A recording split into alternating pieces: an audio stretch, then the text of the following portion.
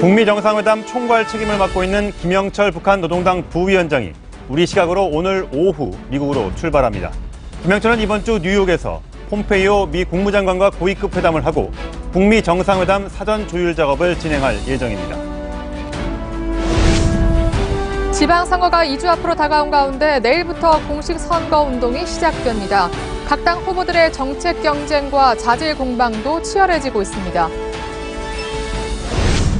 문재인 대통령은 긴급 경제점검회의에서 소득 격차 확대는 매우 아픈 지점이라고 말했습니다. 청와대는 소득 주도 성장 기조는 유지하되 보완책을 마련하기로 했습니다.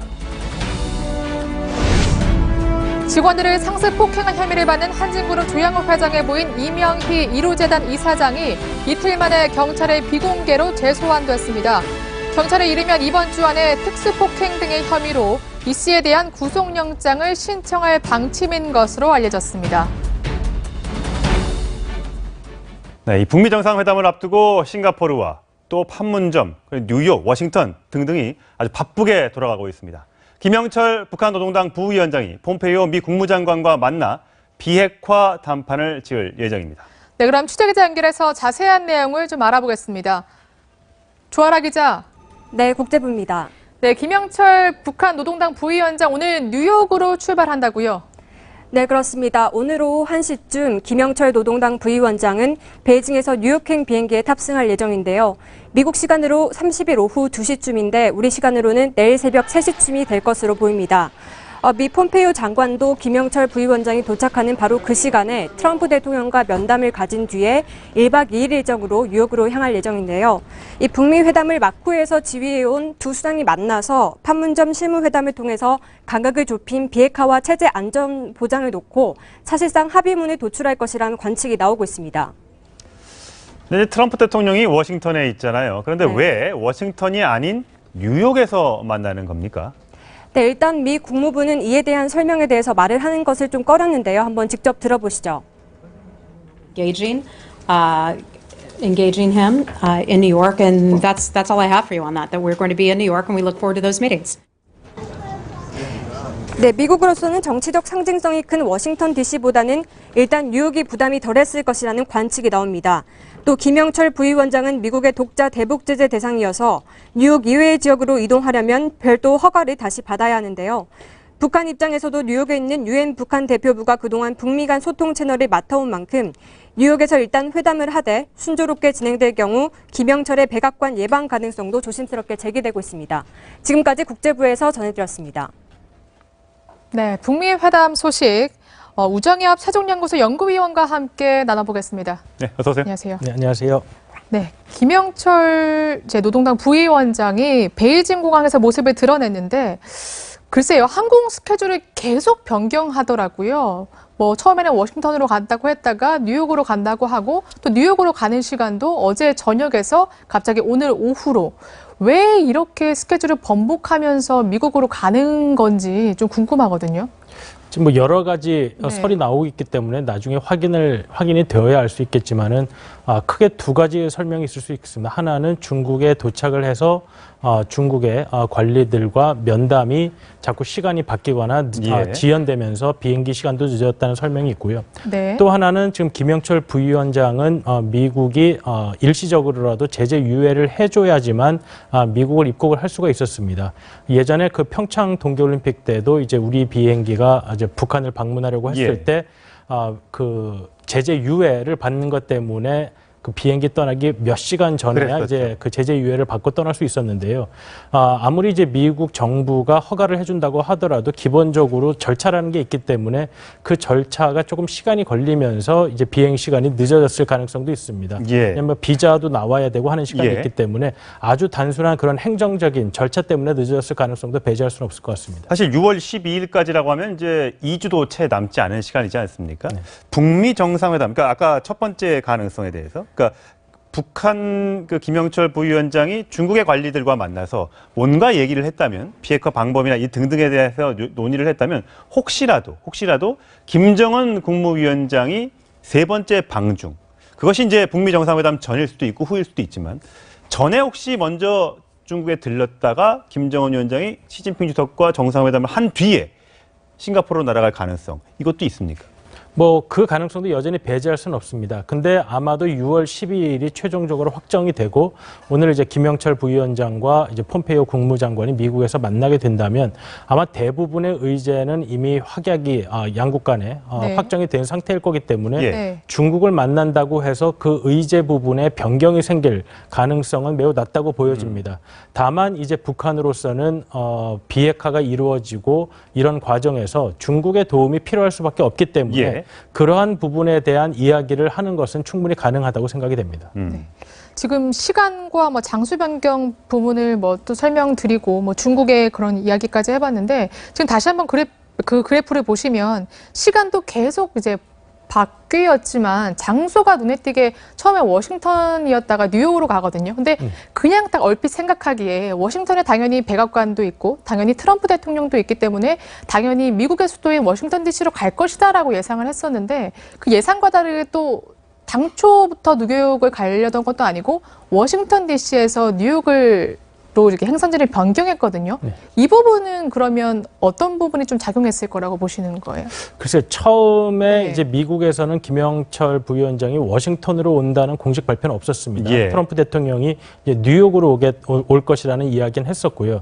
근데 이제 만약에 워싱턴으로 가려다가 뉴욕으로 바뀌었다면 이건 역시 약간 두 가지 의미로 해석해 볼 수 있는데 하나는 아직까지 북미 간의 수교가 진행되어 있지 않은 상황이기 때문에 뉴욕에 와 있는 북한 외교관이라고 하더라도 이동에 제한이 있습니다. 그렇기 때문에 그 이동의 제한 측면이 김영철 부위원장에도 일단 적용이 되기 때문에 예. 네. 그러한 절차상의 문제가 있는 것인지 예. 아니면 저 정치적인 고려도 있을 수 있는데 김영철 부위원장이 워싱턴으로 온다고 한다면 최고위급의 약 18년 만에 워싱턴 방문이 되는데요. 그렇죠. 그럼 정치적인 무게가 실리면서 트럼프 대통령이 만나야 하는 것이 아닌가 하는 좀 정치적 부담이 생길 수가 있습니다. 워싱턴까지 왔는데. 예. 근데 지금의 상황에서 아직 최종적으로 확인이 안 된 상황에서는 트럼프 대통령이 그러한 정치적 부담을 지는 것이 부담스럽기 때문에 일단은 뉴욕에서 현재 폼페이오 장관은 뉴욕으로 가도록 되어 있으니까 뉴욕에서 만나고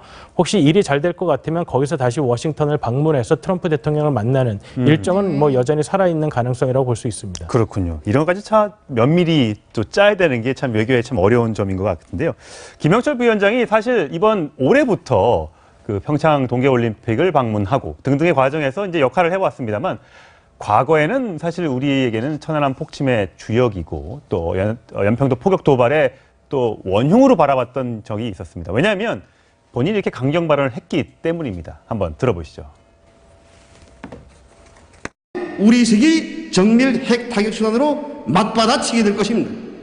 누리면 발사하게 되어 있고 퍼부으면 불바다로 타번지게 되어 있습니다. 이 땅은 결코 발칸반도가 아니며 이라크나 리비아는 더욱 아닙니다. 우리 군대와 인민도 지난날과 달리 모든 것에 다 준비되어 있습니다. 물론 당시에는 군인이었습니다. 군인으로서 이렇게 얘기했습니다만 우리에겐 참 뼈아픈 이제 기억이 있는 담당 그 부서의 수장이었지 않습니까? 그러던 사람이 어떻게 갑자기 이렇게 평화의 상징처럼 또 김정은 위원장의 오른팔처럼 행동할 수 있을까? 그 배경이 정말 궁금합니다. 물론 북한의 그 용인술에 대해서는 뭐 여전히 민주국가가 아니기 때문에 여전히 불투명한 점이 있습니다.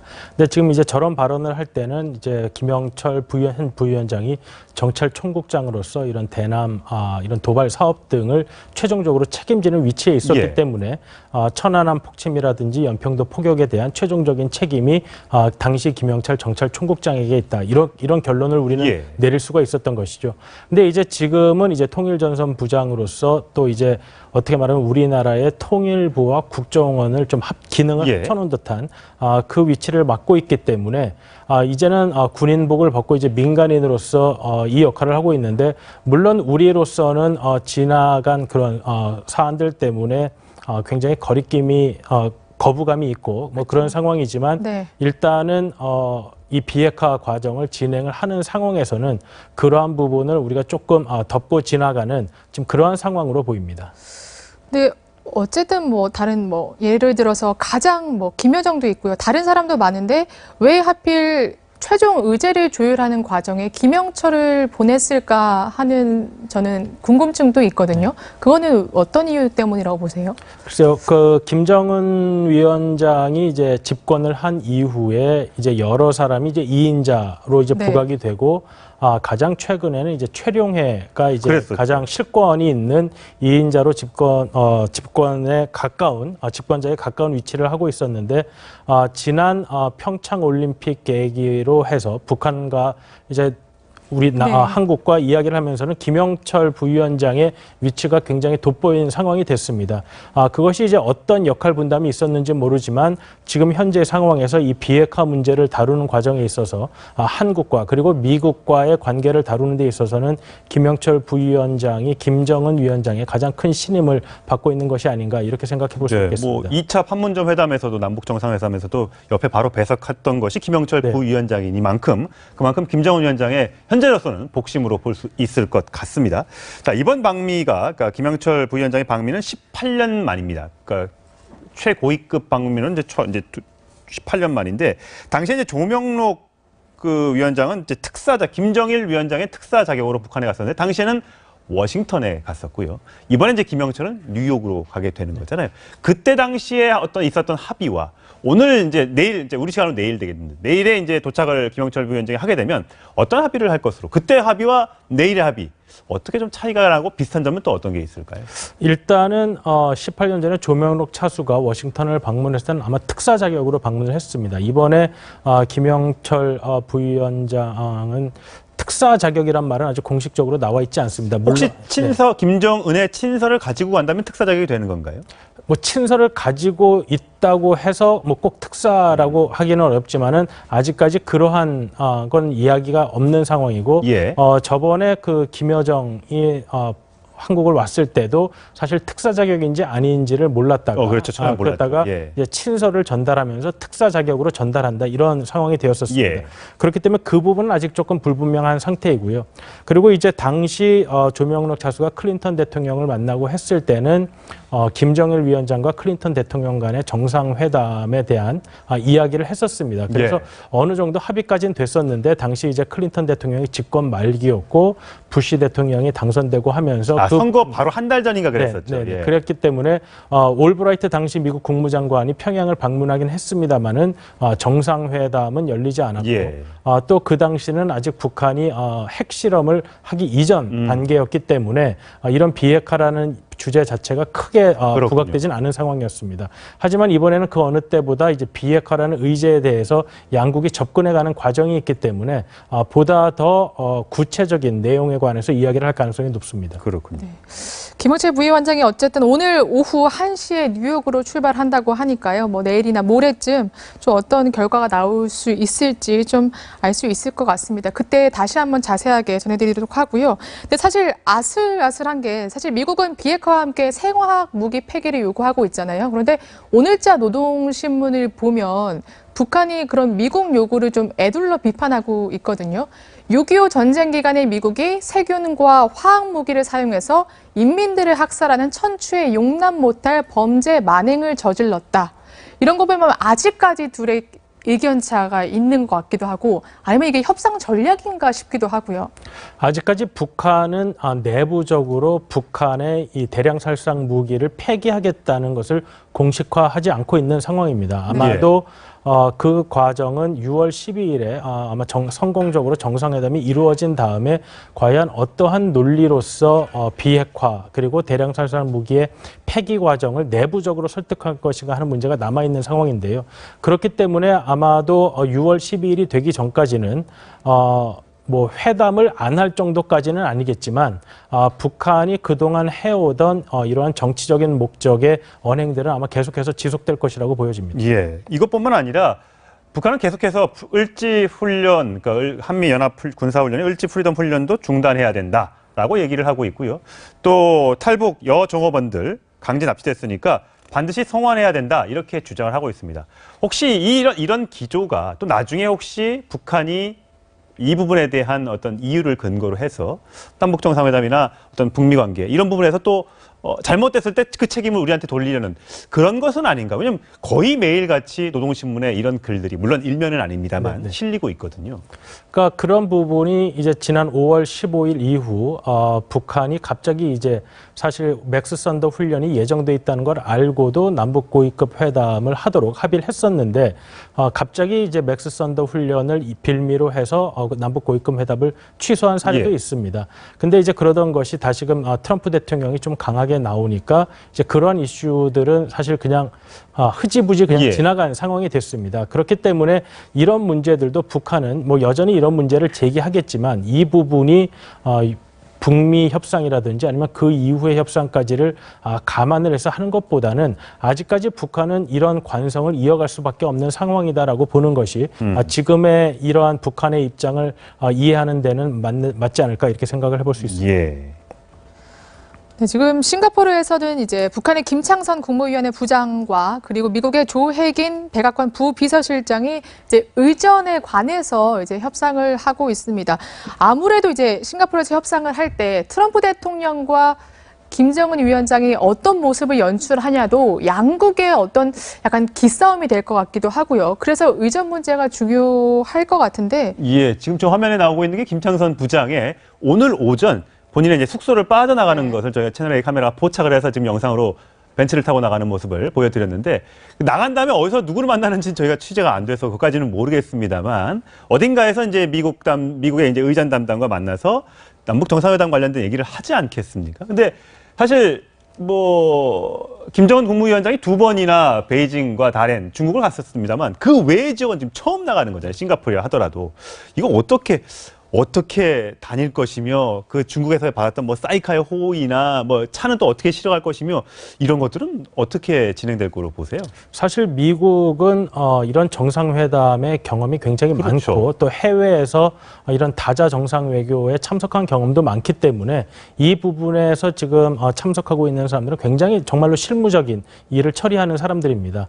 이 부분에 사실 미국은 별로 크게 사실 문제될 거는 없는데 이제 북한으로서는 말씀하신 대로 이러한 사례가 전례가 없는 사례가 될 뿐더러 북한 최고 지도자의 경호를 외국 정부에게 어느 정도 의존할 수밖에 없는 상황이 된 것입니다. 그렇겠네요. 그렇기 때문에 북한으로서는 김정은 위원장의 의중을 가장 잘 안다는 사람을 보낼 수밖에 없는 상황이고 김창선 부장 같은 경우에는 미국과 이런 동선도 협의해야 되겠지만은 경호에 있어서 싱가포르 군 및 경찰과도 또 협의를 해야 되는 부분이 많이 있습니다. 그리고 또 이제 언론은 어떻게까지 통제를 할 수 있을지 그런 부분들이 그러니까 우리도 지금 성김 대사 등이 와 있는데 호텔 앞에서 이제 우리 기자들은 이제 진을 치고 사진을 찍기 위해서 노력을 하는데 아마 북한의 사람들은 그런 경험을 해본 적이 없을 겁니다. 근데 이제 호텔에서 묵게 되면 그러한 상황을 피해갈 수는 없는데 과연 그럼 그러한 부분들은 어떻게 처리해야 될지 아마 김창선 부장은 지금 고민이 굉장히 많은 상황일 것 같습니다. 네, 사실 그리고 또 비용 문제가 있거든요. 그러니까 미국에서 하는 게 아니라 싱가포르에서 하기 때문에 누가 어떻게 비용을 부담하게 될지 또 만약에 북한이 비용을 부담하게 되면 사실 북한이 그럴 만한 여력이 있는지도 좀 의문이거든요. 지금 그 보통 다자 외교를 할 때는 그냥 자국이 비용을 부담하고 그 참가국이 비용을 부담하고 아니면 이제 양자 회담인 같은 경우에는 이제 좀 많은 부분은 주최하는 국가에서 비용을 대신 내주기도 하고 이렇게 하는데 지금 이거는 제3국에서 다른 국가의 정상들이 회담을 하는 경우이기 때문에 여러 가지 비용이 말씀하신 대로 발생할 수밖에 없습니다. 과연 이 비용을 누가 낼 것인가 아니면 싱가포르 정부가 어느 정도 도움을 줄 건데 또 싱가포르 정부가 도움을 주기 위해서는 현재 제재를 또 조금 피해 나가야 되는 그런 상황이 있기 때문에 아마 기본적으로는 원칙상으로는 북한이 자기 부담분을 부담해야 되겠지만 이 부분이 협상이 잘 진행되게 되면 미국이 조금 어떻게 도와줄 수도 있고 뭐 이런 부분이 있으니까 그런 부분 아주 좀 지켜봐야 되지 않을까 이런 생각이 듭니다. 그런 부분까지 도와줄 수 있나요? 혹시 우리나라가 도와줄 수도 있나요? 우리가 저번에 이제 평창 그 남북 정상회담 때 판문점에서 할 때는 우리가 비용을 다 대고 했었습니다. 근데 이제 사실 그때는 뭐 든 비용이라는 것이 김정은 위원장이 북에서 온 이후에 뭐 이 판문점 그렇죠. 예. 지역에서 한 거기 때문에 뭐 그렇게 문제가 되지 않았습니다만은 이번 같은 경우에는 김정은 위원장이 해외로 가는 비용을 우리가 부담한다는 것이 지금 우리의 남북 특별 교류에 관한 법률에서 정하고 있는 사항인지, 그리고 또 만약에 우리는 의사가 있다고 하더라도 북한에서 받아들일 수가 있는지, 네, 그 부분은 좀 지켜봐야 할 것 같습니다. 지난번에 판문점에서 1차 문재인 대통령의 정상회담 했을 때 왜 그 경호원도 이 V자로 12명이 차 옆에서 막 뛰어가는 장면 저희가 보고, 야, 북한은 저렇게 경호를 하는구나라고 했는데, 과연 싱가포르에서도 그렇게 뭐 총도 차고 이런 사람들이 이렇게 쫙 뛰어가는 그런 의전을 볼 수 있을지, 경호를 볼 수 있을지, 그것도 하나의 좀 지금 현재로서는 관심 포인트 중에 하나입니다. 아마 이렇게 하게 되면은 뭐 호텔 주변이나 이제 외곽 경호 등의 기본적인 경호는 싱가포르 정부에서 제공을 하게 될 것입니다. 그런데 이제 회담 장소가 그럼 숙박하는 장소와 어느 정도 떨어져 있는지 이런 문제들이 다 고려가 되겠지만, 대통령 그 정상에 대한 근접 경호는 자국에서 맡도록 되어 있기 때문에 지난번에 우리가 판문점에서 봤던 이렇게 차 주변에서 이렇게 뛰어가는 모습을 볼 수 있을지 모르겠지만, 근접 경호는 북한에서 담당하는 것이 그거는 정해져 있는 사실입니다. 네, 지금 화면으로 보셨던 저 장면, 과연 싱가포르에도 연출될 수 있을지 저희가 6월 10일 이제 얼마 남지 않았습니다. 곧 확인할 수 있을 것 같습니다. 오늘 말씀 여기까지 듣겠습니다. 고맙습니다. 감사합니다. 이번엔 국회로 가보겠습니다. 6.13 지방선거가 이제 14일 앞으로 다가왔습니다. 내일부터는 공식 선거운동이 시작되는데요. 여야는 본격적으로 새몰이에 나섰습니다. 네, 그럼 취재기자 연결하겠습니다. 이동재 기자. 네, 국회입니다. 네, 더불어민주당이 공식 선거운동에 앞서서 기자회견을 열었다는데 어떤 내용인가요? 추미애 민주당 대표는 조금 전 10시 6.13 지방선거 관련 기자회견을 열고 선거 승리를 위한 각오를 밝혔습니다.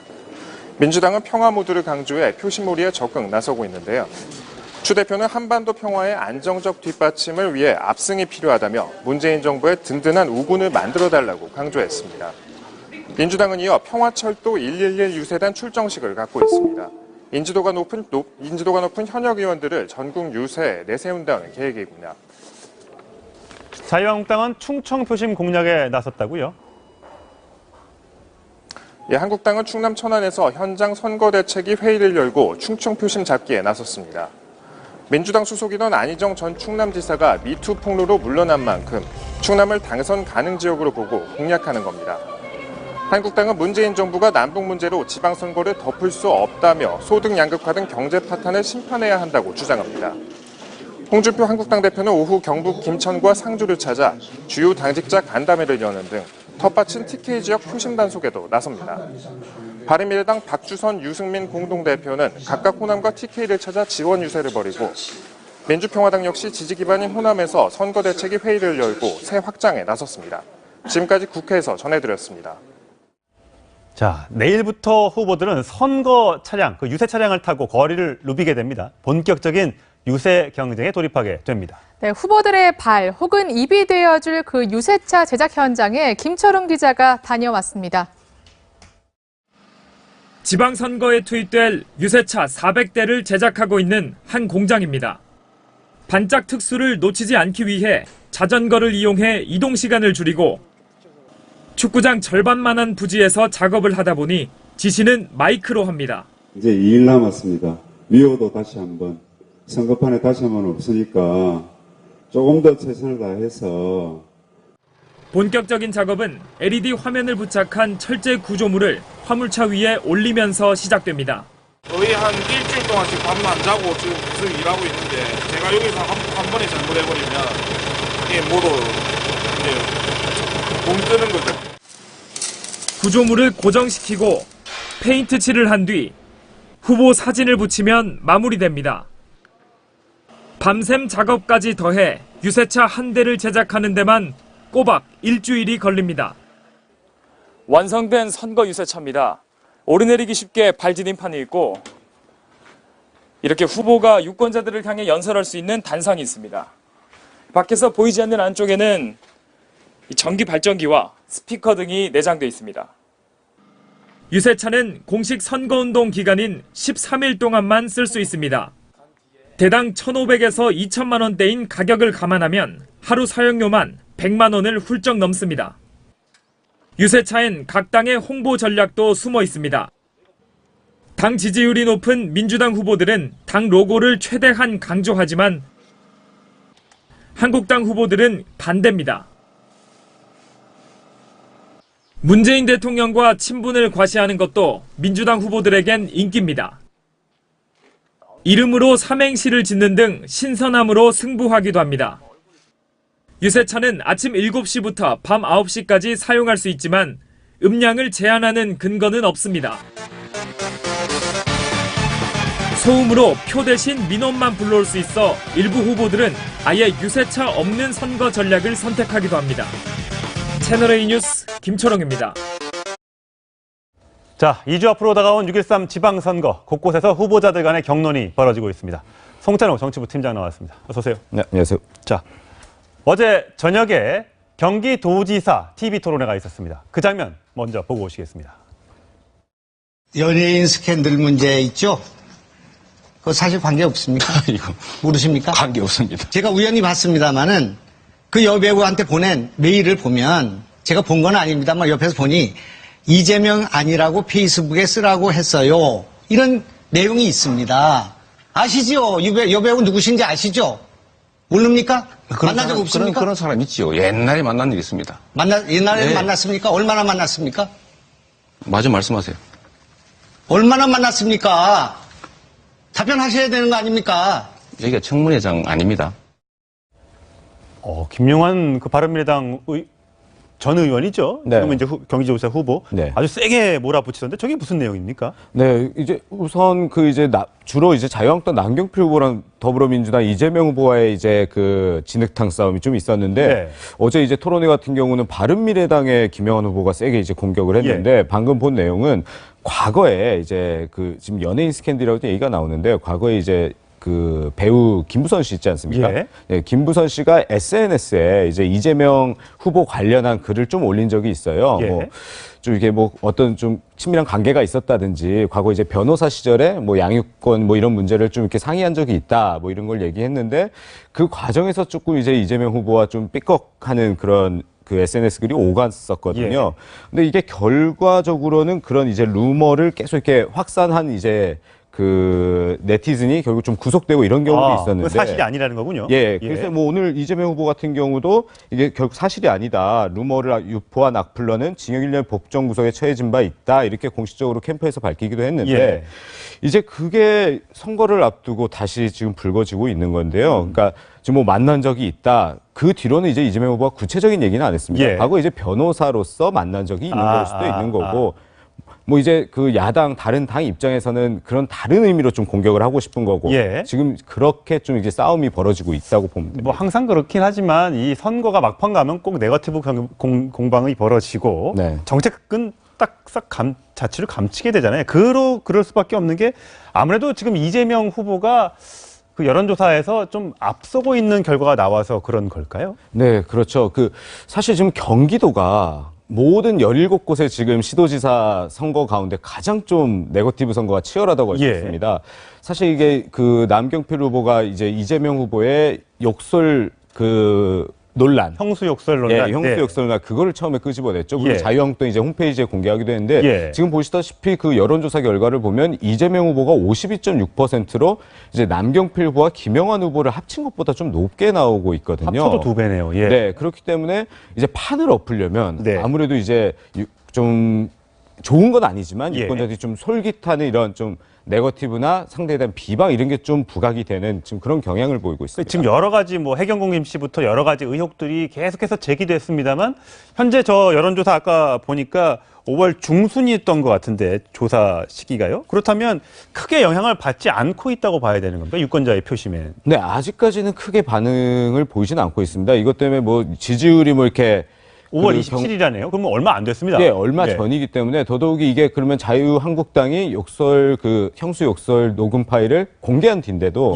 당시 이제 한국당 홈페이지가 다운이 될 정도로 사실 크게 주목을 받았는데요. 아, 다 들어가서 본 거군요. 듣고. 예, 많이들 봐서 이게 좀 다운이 될 정도였는데 하지만 그 여론조사에는 크게 지금 반영이 안 되고 있는 걸 보면 네. 아무래도 국민들이 좀 더 정책 선거를 해주길 바라는 그런 좀 표심이 오히려 반영된 게 아닐까 좀 해석이 가능할 것 같습니다. 자, 이번에 또 이재명 후보와 남경필 후보가 또 같은 그 TV 토론회장에서 맞붙었습니다. 서로 거짓말쟁이라고 헐뜯었는데요. 그 목소리도 확인하시겠습니다. 청년 실업률이 개선되고 있다고 말씀하셨죠. 네. 그런데 청년 실업률은 2014년에 8.4%였다가 2017년에 10.5%로 올랐어요. 어떻게 줄었다고 하십니까? 아, 제가 착각했습니다. 전 고용률을 얘기했습니다.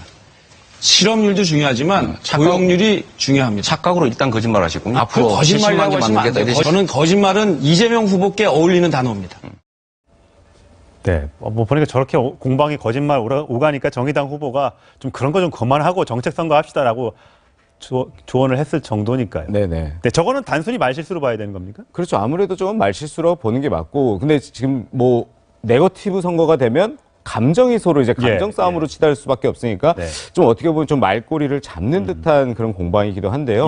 아무래도 지금까지 뭐 남경필 후보의 말실수를 그래 당신은 거짓말쟁이다 이렇게 좀 공격을 하려는 그런 의도로 볼 수 있습니다. 과연 경기도지사 선거는 어떤 식으로 흘러가게 될지 정말 궁금해집니다. 아직까지 여론조사는 이재명 후보가 많이 앞선다고 하더라도 선거가 2주 남았고 선거운동이 내일부터 공식 시작되기 때문에 그 결과는 누구도 예측할 수 없다는 점 저희가 말씀을 드리면서 이번에 서울시장 얘기를 좀 넘어가 보도록 하겠습니다. 서울시장 여론조사에서 역시 선두를 차지하고 있는 박원순 서울시장. 한번 볼까요? 박원순 서울시장의 지지율은 설명을 송찬욱 팀장이 해주시죠. 네, 지금 박원순 서울시장이 그 여론조사 결과를 보면 51.2%고 이제 김문수 후보가 13.6, 안철수 후보가 15.5%입니다. 역시 보시다시피 박원순 후보 50%를 좀 뛰어넘고 있고 이제 두 후보를 합쳐도 아직은 박원순 후보가 안 되는 그런 결과들이 나오고 있습니다. 자, 그래서 그런지 박원순 시장 후보는 굉장히 자신감이 넘치는 것 같습니다. 목소리 들어보시죠. 저는 우리 더불어민주당의 지방선거 가전사령관을 제가 사용했습니다. 그래서 25개 서울시자치구의 구청장, 시의원, 부의원 모두 당선시키고 반드시 이기도록 하겠습니다. 그래서 이 문재인 정부를 확고히 지지합니다.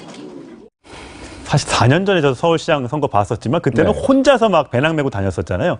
이번엔 좀 많이 다른 것 같아요. 네, 제가 4년 전에 사실 박원순 후보 선거 운동하는 거 직접 현장에서 취재하기도 했었는데 그때 정말 배낭 메고 운동화 신고 그냥 혼자 다녔잖아요. 강남역에 그냥 골목을 혼자 다니면서 선거 운동하고 그랬어요. 근데 이번에는 달라진 게 메머드급 캠프를 차리고 그리고 적극적인 지원을 하하고 있습니다. 아, 자기 선거뿐만 아니라 남을 도와요. 이제 서울의 구청장 선거가 25곳이 있기 때문에 지금 14일에 예비 후보 등록하고 15일부터 이제 본격적으로 행보를 이제 박원순 후보가 하고 있는데 어제까지 25곳 중에 24곳의 구청장 후보를 지원했습니다. 그리고 오늘 아침에 이제 마지막 남은 광진구에 가서 출근 인사를 했거든요. 네, 공식 선거운동 하루 전까지 이제 약 보름 정도 기간이었는데 25곳을 모두 돌면서 이제 박원순 후보가 그 개인의 선거운동뿐만 아니라 서울의 전체 선거운동을 좀 이끄는 그런 역할을 하고 있습니다. 그러니까 본인은 뭐 서울시장이 당연히 될 거라고 생각하는지 모르겠습니다만 또 혹시 나중을 차기를 도모해서 전체 선거판을 내가 한번 이끌고 싶다 아마 그런 꿈을 갖고 있는 것이 아닌가 생각이 드는데 저는 놀랐던 게 아까 조금 전에 저희가 그래픽을 보여드렸습니다만 서울시에 25개 구청장이 있는데 이미 20곳이 벌써 민주당 그 구청장이 하고 있고요. 5곳 정도만 자유한국당인데 저거를 5곳 마저도 다 싹쓸이 하겠다. 이게 박원순 시장의 꿈이에요. 그렇죠. 이게 박원순 시장의 목표일 뿐만 아니라 뭐 직접 얘기하지 않았습니까? 25곳, 5곳에. 물론 민주당도 도전을 하고 있습니다.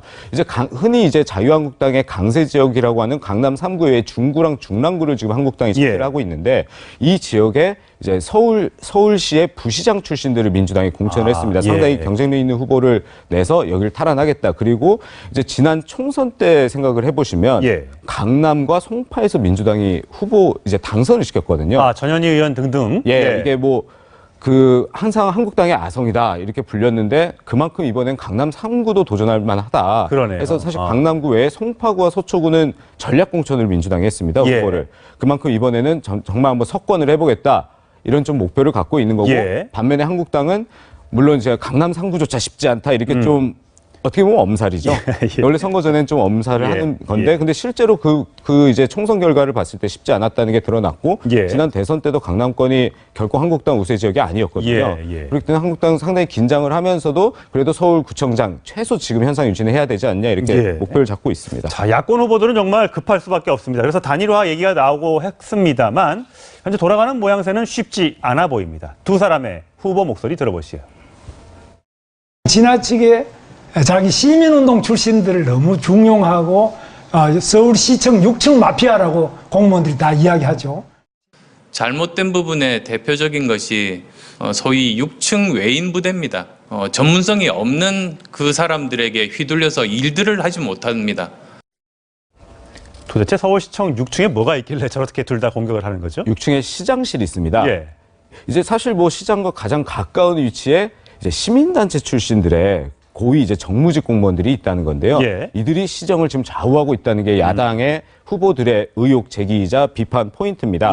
그러니까 이제 그 박원순 시장이 참여연대 출신이 있습니다. 시민단체 출신인데 이제 그 바른미래당 같은 경우에는 아직도 박원순 시장이 7년 동안 서울시장이 아니라 시민단체 대표 같은 시정을 하고 있다. 특히 뭐 참여연대 요새 많이 논란이 됐기 때문에 이런 점을 집중적으로 공격을 하고 있다고 볼 수 있습니다. 단일화는 그 두 사람 단일화 좀 될 것처럼 막 얘기하는 경우도 있었는데 어떻게 돼가고 있습니까? 사실 서울의 투표 용지가 이미 인쇄가 됐습니다. 네, 그러면 이제 중도 사퇴를 해도 이름을 지울 수가 없습니다. 이름은 남는 거죠. 그래서 단일화를 했다 이름이 효과는 많이 떨어졌고 이제 서로 간에 이제 내가 후보가 되는 단일화는 할 수 있다는 거지. 이거 단일화를 어떻게 해보겠다 이게 아니기 때문에 사실 이제 단일화 쉽지 않다. 가능성이 많이 작아졌다 이렇게 볼 수 있겠습니다. 알겠습니다. 여기까지 듣겠습니다. 고맙습니다. 네.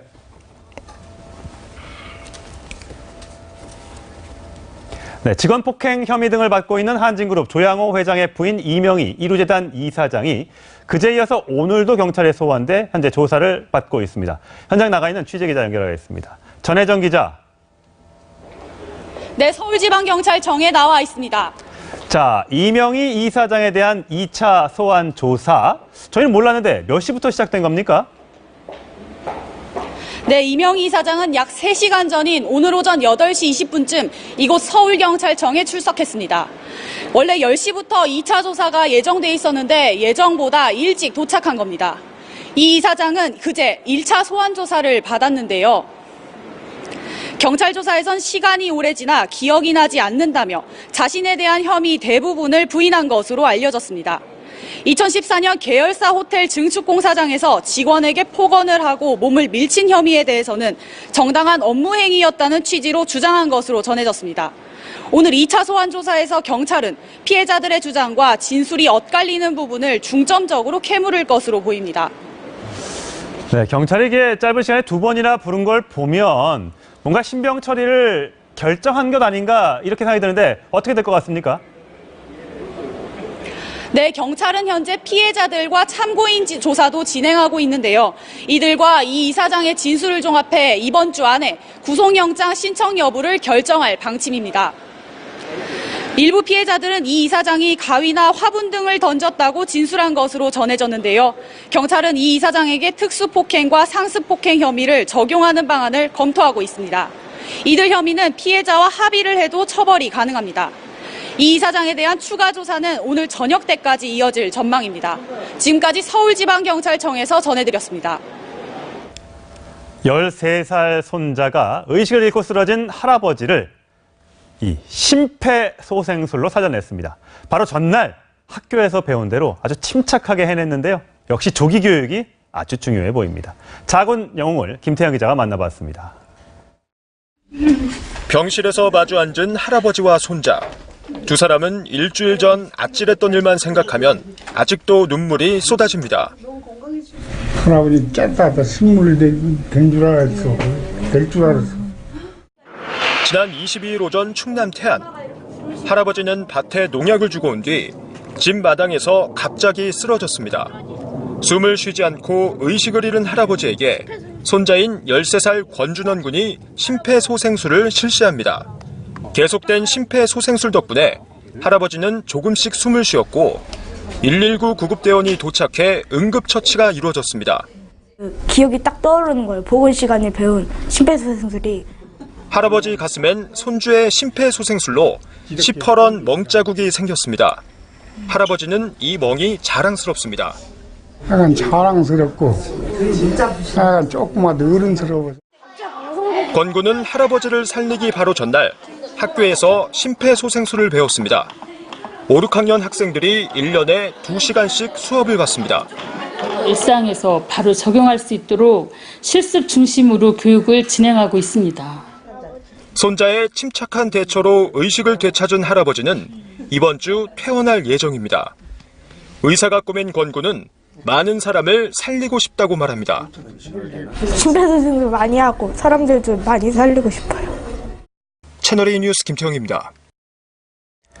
대학병원 법인카드로 마사지숍이나 유흥업소 등을 다니며 4년 9개월간 3억 5천만 원을 쓴 공무원이 구속됐습니다. 한 달 평균 제가 계산해봤더니 한 600만 원 정도가 넘는 돈인데 정말 간도 큰 공무원인데요. 바로 복지부 소속이었습니다. 김남준 기자입니다. 복지부 허모국장이 인천 가천대 길병원의 법인카드를 건네받은 건 지난 2013년 3월이었습니다. 허 씨는 이때부터 4년 9개월간 유흥주점과 마사지 업소, 호텔에 드나들거나 명품을 사는 등 개인적 용도로 3억 5천만 원을 썼습니다. 경찰은 지난 2012년 허 씨가 자신의 부서가 선정을 맡은 연구중심병원 관련 정보를 길병원 이모 원장에게 넘겼다고 밝혔습니다. 이듬해 길병원은 연구중심병원으로 선정됐고 지원금 50억 원을 받았습니다. 병원장이 주무과장과 친해지면서 그 사람의 부탁을 거절할 수 없어서 카드를 건넸습니다. 병원장 이 씨는 국회의원 15명에게 병원동 4,600만 원을 직원 등 개인 명의로 쪼개 불법 후원한 혐의도 받고 있습니다. 병원 측은 정치자금 후원은 개인들이 한 일이라고 해명했습니다. 헌금은 각 개인이 했다고 하기 때문에 그 정도 알아봐야 될 것 같습니다. 경찰은 병원장 이 씨를 배임과 뇌물 공여 등의 혐의로 불구속 입건했지만 국회의원들은 후원금 출처를 알았다고 볼 정황이 없다며 의원실과 후원회는 추가 조사하지 않았습니다. 대기 발령 상태인 허 씨는 검찰이 기소하면 국가공무원법에 따라 직위 해제될 전망입니다. 채널A 뉴스 김남준입니다.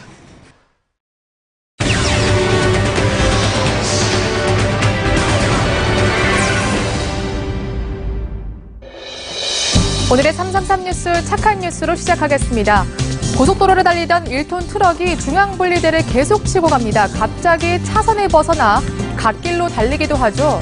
이를 보고 있던 이 승용차 운전자가 트럭을 앞질러서 이렇게 세웠습니다. 어제 오전 경남 함안군 중문해를 고속도로에서 트럭 운전자 44살 이모 씨가 뇌전증으로 갑자기 발작을 일으킨 겁니다.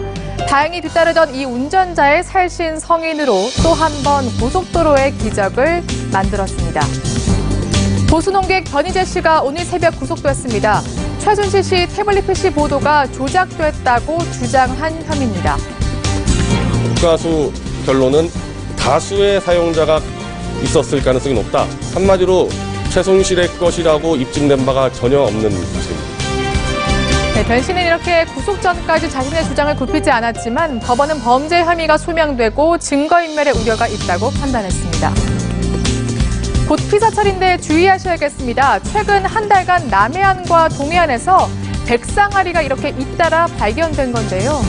우리나라 수온이 오르면서 오징어를 먹는 돌고래가 오징어를 따라서 이렇게 서해안으로 이동했고 또 돌고래를 먹이로 삼는 백상아리도 서해 앞바다로 이동한 겁니다. 그 해양 생물의 어떤 먹이 풍토, 백상아리의 먹이 풍토가 조금 바뀌고 있다는 거죠. 네, 그러니까 군산과 울산 등 다양한 지역에서 이제 상어가 출몰하게 된 겁니다. 상어가 주로 발견되는 이른 새벽과 밤에 특히 조심하셔야겠고요.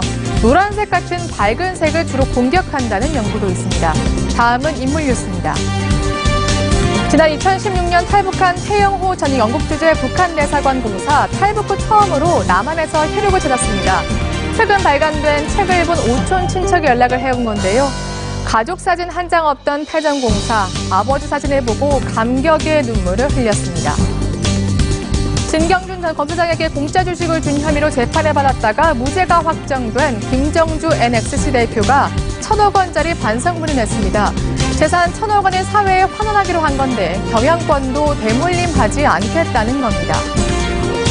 배우 이태곤 씨를 폭행한 30대 남성이 항소심에서 집행유예 선고를 받아 논란입니다. 처벌 수위가 낮다는 건데요. 지난해 이태곤 씨가 악수를 거절했다는 이유로 수천에 맞아서 코뼈가 부러지는 큰 부상을 입은 사건입니다. 마지막으로 공기청정기 문제를 짚어보겠습니다. 공기청정기 과장 광고를 한 국내 주요 업체들이 무더기로 적발되었습니다. 코웨이와 삼성전자, 위닉스와 청호나이스, 푸쿠와 에어비타, LG전자 등 7개 업체인데요. 그 정도가 약한 LG전자를 제외하고 6개 업체에 과징금 총 15억 원이 부과됐습니다. 문제가 된 부분은 바로 이렇게 바이러스를 99.9% 없앨 수 있다고 광고한 부분입니다. 이건 실험실에서나 가능한 수치로 유해물질 제거율은 높아도 60%라는 게 공정위의 설명입니다. 그럼 어떻게 이런 과장 광고가 가능했을까요? 유해물질 제거 효과를 측정하는 공인된 기준이 없기 때문입니다. 그러니까 업체마다 이렇게 모두 다른 조건에서 실험을 했기 때문인데요. 요즘 공기청정기는 필수품이죠. 정부도 얼른 이 기준을 만들어야겠습니다. 지금까지 333 뉴스였습니다.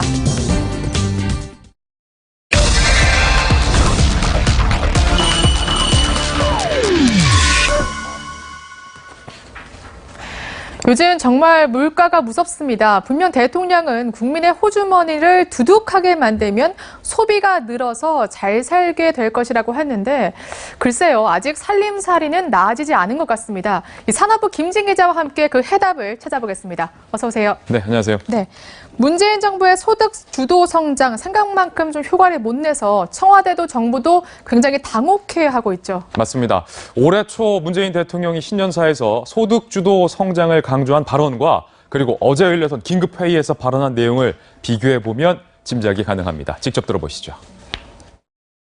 저임금 노동자의 삶의 질을 보장하고 가계소득을 높여 소득주도 성장의 기반이 될 것입니다. 소득주도 성장이라는 정부의 정책 기조가 제대로 가고 있는지 점검이 필요한 상황입니다. 네, 최근 나오는 지표를 보면 청와대 경제팀이 예상하지 못한 결과들이 여기저기서 툭툭 튀어나오고 있기 때문인데요. 소득주도 성장, 중상층과 서민층의 소득이 늘어나고 일자리도 늘어나서 결과적으로 내수 경기가 전반적으로 활성화되는 매우 이상적인 모델인데요. 네. 먼저 잘 사는 사람과 못 사는 사람의 소득 격차가 그런데 제일 심해졌습니다. 이렇게 말입니다. 지금 이 표를 함께 보시면요. 네. 상위층 20%와 하위층 20% 간의 격차가 이렇게나 커졌습니다. 886만 원까지 벌어졌습니다. 이게 사상 처음입니다. 저소득층을 위한 것이라던 경제 정책들이 정반대의 결과를 가져왔다는 겁니다. 이 어제 청와대 긴급점검 회의에서도 문재인 대통령 이렇게 말했습니다. 저소득층의 소득이 오히려 악화된 것이 우리에게 매우 아픈 지점이다. 아프다. 네가 아프면 나도 아프다. 우리 경제 정책이 제대로 가고 있는지 대화해보고 싶다. 이렇게 말한 겁니다. 네, 문 대통령이 직접 그 위기를 지적한 건데 그러면 정책이 조금 보완되거나 좀 수정이 되나요? 그런데 회의에 참석한 김동연 경제부총리, 장하성 네. 정책실장, 김용주 노동부 장관의 결론은 이렇습니다. 소득주도 성장은 틀리지 않았다. 다만 특별한 노력을 더하겠다. 이렇게 결론을 내렸습니다. 네, 어쨌든 그러면 최저임금 인상 등 기존 기조를 유지하겠다는 건데 사실 역효과가 있는 거는 사실이잖아요. 맞습니다. 이 정부의 핵심은 바로 일자리 정책입니다. 잘 되면 좋은데 실제 산업 현장에선 과연 어떻게 되고 있을까요? 지난 3월 19일에 채널A가 단독 보도한 내용입니다. 함께 보시죠. 네. 올 들어서 전체 주유소 중에서 25.5%에서 근로자 2명을 해고한 것으로 집계됐고요. 이 가운데 10% 정도는 3명 이상을 해고했습니다. 직원들의 최저임금을 올려줘야 하는데 모아둔 퇴직금으로 가게를 차린 자영업자 사장님들이 그럴 돈이 없다는 겁니다. 그래서 직원 수를 줄이고 직접 일에 뛰어들 수밖에 없다는 거죠. 제가 만났던 주유소 사장님의 얘기 직접 들어보시죠. 동생 같은 그런 친구들이었는데 최저임금 인상 때문에 감축할 수밖에 없었던, 할 말이 없었습니다. 서로가 좀 고통스러웠습니다. 최저임금은 확실히 부작용이 있는 것 같고, 그러면 근로시간을 줄여서 일자리를 많이 만들겠다는 정책은 좀 어떻습니까? 네, 이 근로시간 단축이죠. 기존 근로자의 근로시간을 단축시켜서 그만큼 이 새로운 일자리를 늘리겠다. 이것도 녹록지 않습니다. 함께 보시죠. 기업 300곳을 상대로 조사를 했습니다. 네. 10곳 중 9곳이 이것처럼 채용할 계획이 없다. 이렇게 답했습니다. 근로시간이 줄면서 시간의 수당, 휴일 수당 등 실질 임금도 줄어드는데요. 기업 70%는 임금 보전 못 해준다. 이렇게 답했습니다. 이래저래 근로자들만 힘들어지는 겁니다. 네, 일자리도 늘어날 기미가 안 보이고 사실 여기에다가 물가까지 올라서 굉장히 힘들다는 소리가 나오고 있잖아요. 맞습니다. 요즘 장 한번 보신 적 있으십니까? 장바구니 물가가 너무 올랐습니다. 한번 보시죠. 감자, 무, 호박, 냉면, 삼겹살, 삼계탕 줄줄이 올랐다는 겁니다. 그런데 학습지 가격도 오릅니다. 한 과목당 다음 달부터 2,000원씩 오를 예정입니다. 이 최저임금 인상이 원인 가운데 하나였습니다. 이 학부모들은 울상인데요. 들어보시죠. 지금 물가가 올라서 학습지 가격마저 오르면 아무래도 제가 집에서 직접 가르쳐야 되는지 아무래도 걱정이 되죠. 네, 특히 학습지는 영어 유치원이나 고가의 학원에 비해서 사교육 시장에서 상대적으로 저렴해서 인기가 많았는데요. 사교육 시장에서 상대적으로 저렴한 이 학습지 교육마저 올라서 서민들 입장에선 한숨만 나오는 그런 상황입니다. 네. 물론 소득 주도 성장이란 정책 기조를 꾸준히 유지하는 것도 중요하죠. 하지만 민심 그리고 경제 지표 심상치 않습니다. 꼭 면밀히 관찰해서 보완하는 것도 중요합니다. 지금까지 산업부 김진 기자였습니다.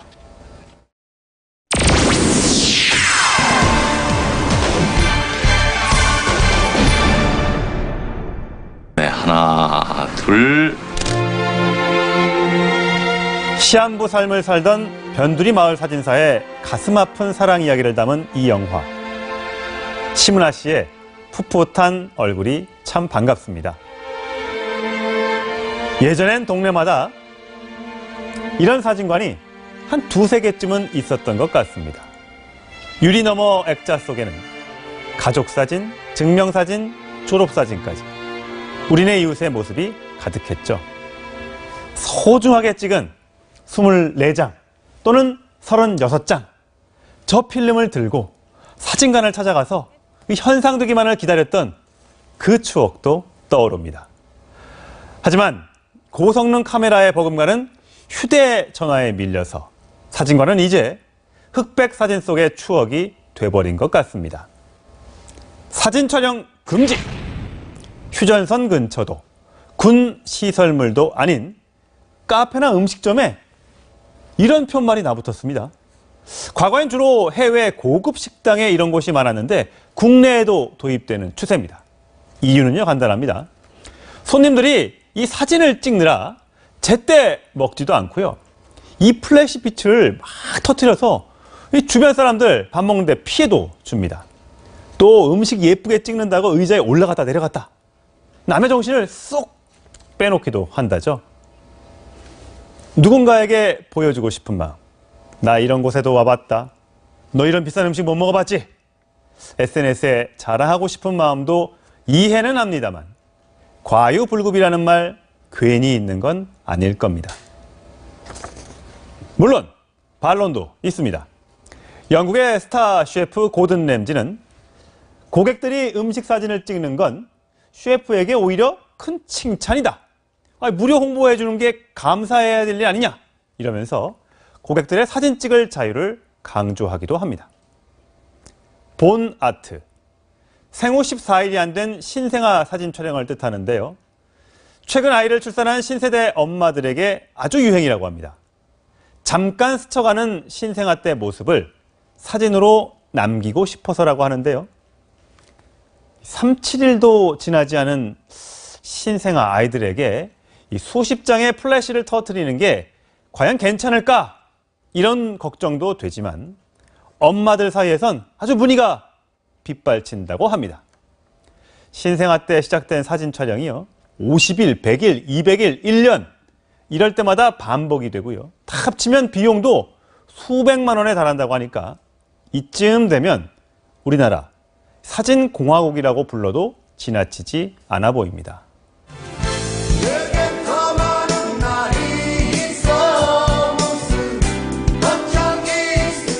오래된 일기를 꺼내듯이 추억을 담은 사진 한 장은 정말 많은 이야기를 담고 있습니다. 하지만 수십, 수백 장씩 찍어서 추리기도 어려운 사진. 쉽게 찍고 쉽게 지워버리는 사진 속에서 얼마나 많은 추억이 담길 수 있을까요? 사진은 찍는 것이 아니라 만드는 것이다. 미국의 한 사진작가가 한 얘기인데요. 그만큼 추억을 만드는 일이 더 소중하다는 겁니다. 사진 장수와 추억은 비례하지 않을 겁니다. 제가 제 어릴 적 사진을 좀 가지고 와봤는데요. 표정과 이 감정 속에서 이 사진 한 장이 더 많은 추억을 소환할지도 모르겠습니다. 천상철의 시선입니다.